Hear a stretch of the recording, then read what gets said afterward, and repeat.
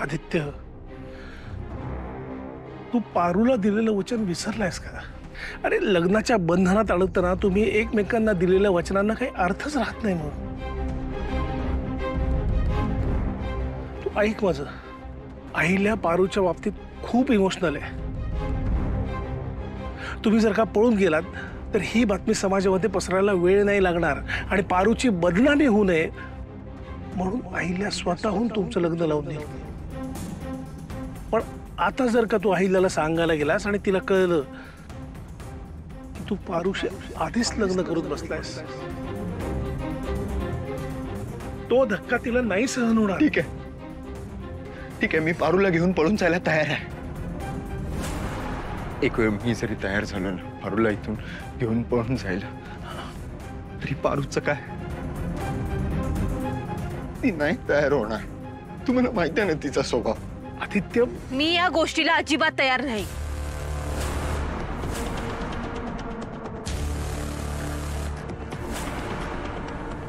अरू,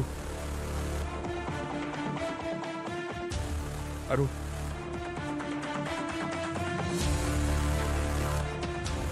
मी पळून नाही जाणार.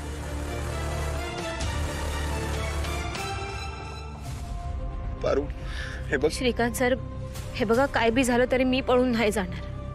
माझ्या देवी आईंचा लई विश्वास आहे माझ्यावर आणि त्यांचा विश्वास मोडून मी त्यांच्या विरोधात नाही जाऊ शकत. काय होईल फार फार तर आदित्य सरांचं साजिरी मॅडम सोबत लग्न होईल आणि एक वेळेस मी सहन सुद्धा करेन. पण माझ्या देवी यांच्या डोळ्यात पाणी आलेलं मी नाही बघू शकत. अरे पण मला पण विचार ना, मला नाही करायचं त्या साजिरी सोबत लग्न यार. आदित्य सर, मला समजतंय समज, पण तुम्हाला आठवतंय ना तुम्हीच वचन दिलं होतं मला की देवी आई आणि माझ्यामध्ये एकीची निवड करायची वेळ आली तर तुम्ही देवी आईंची निवड कराल.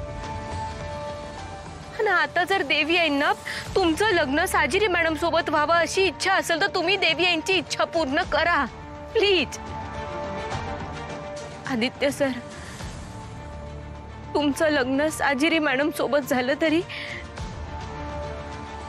आयुष्यभर मी तुमच्या नावाचं मंगळसूत्र माझ्या गळ्यात घालेन. माझ्यासाठी माझा नवरा तुम्हीच असाल. खूप चुकीचं आहे. तू परस्पर का ठरवतेस? हे बघ पारू, तू काही काळजी करू नकोस, इकडचं आम्ही सांभाळू. तू जा आदित्य बरोबर.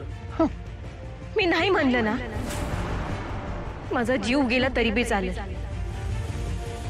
पण माझ्या देवी आईची फसवणूक मी कधीच करणार नाही.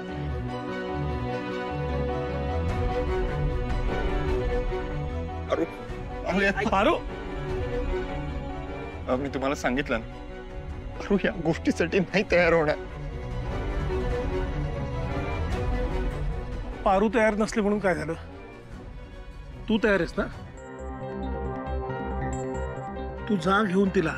हे बघ आदित्य, आपण काहीही वाईट करत नाही आहोत. आपल्याला फक्त साखरपुडा टाळायचा आहे, लक्षात घे. मला आश्चर्य वाटतंय तुम्ही मला हे सल्ले देतात. हे बघ आदित्य, मी तुला अहिल्याच्या विरोधात जा असं अजिबात सांगत नाहीये. मला माझ्या मुलाच्या आयुष्यात आनंदाचे, सुखाचे रंग भरायचे, याचे प्रयत्न करतोय मी. ऐक माझं. हे बघ, आपण प्रेमात जे काही निर्णय घेतो ना ते कधी चुकीचे नसतात. आणि कुठल्या अनोळखी मुलीला घेऊन पळून जायचं नाहीये तुला. उलट तुझ्या हक्काच्या स्वतःच्या बायकोला घेऊन पळून जायचंय तुला. दादा, हे बघ, तू काही काळजी करू नको, मी सगळं प्लॅनिंग करतो.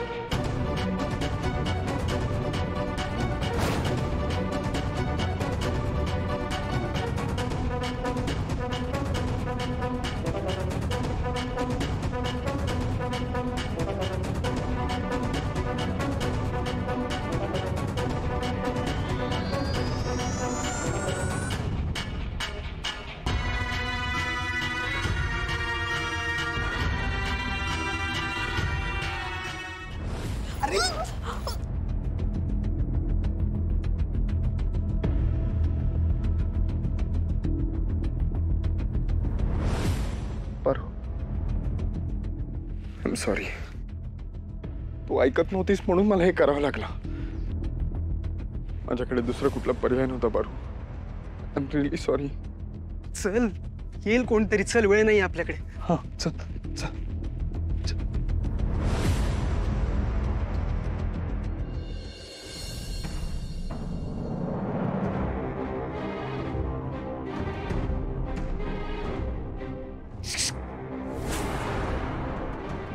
काय कुठे?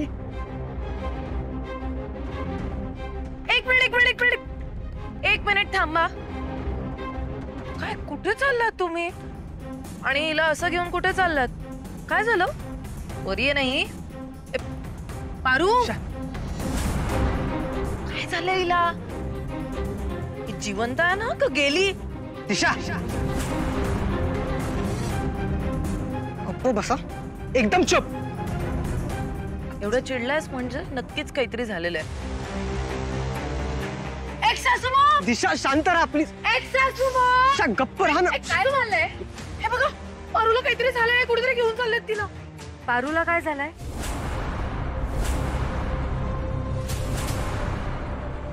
आई, तिला चक्कर आली काम करता करता, म्हणून आम्ही डॉक्टरांकडे घेऊन चाललो. हा, चल. नाही थांब.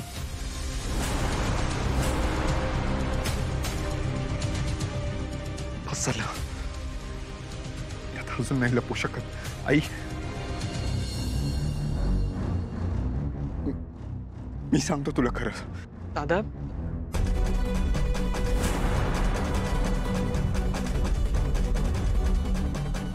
काय झालंय आदित्य?